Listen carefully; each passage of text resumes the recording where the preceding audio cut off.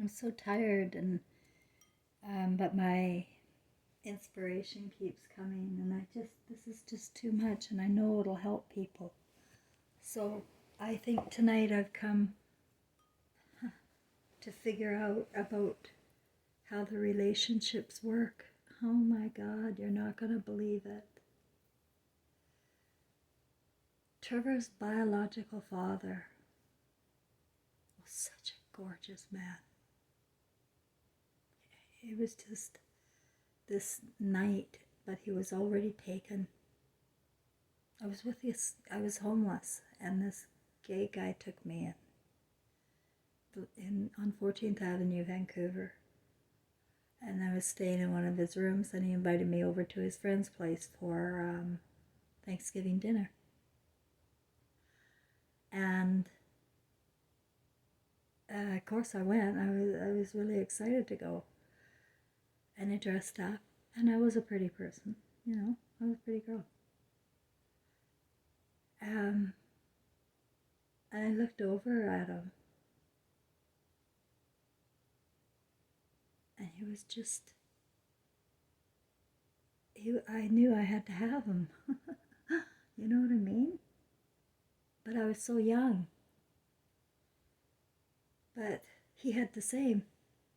And his wife, Roberta, she was very much an alcoholic. And they already had a 2-year-old girl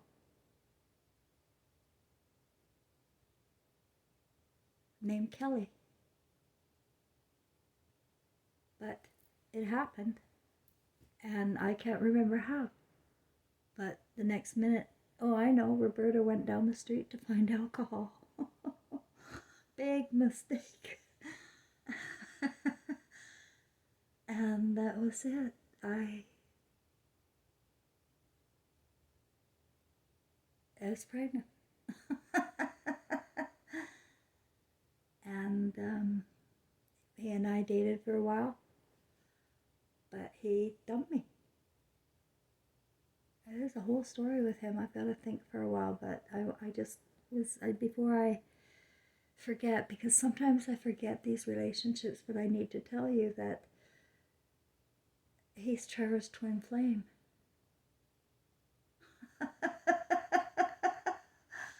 That's who he was. He was gay, he turned out gay, and guess what? He told me once how he turned gay. I said, how do you turn gay? He said, my brother raped me when I was 15.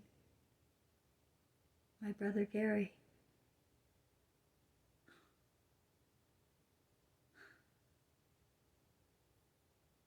And that's my ex's name. And that was a clue for me to pick up on. Another dot to connect, if you will. I'm connecting a bunch of dots. The whole picture's not there, but if you're having fun with it, it's good to follow.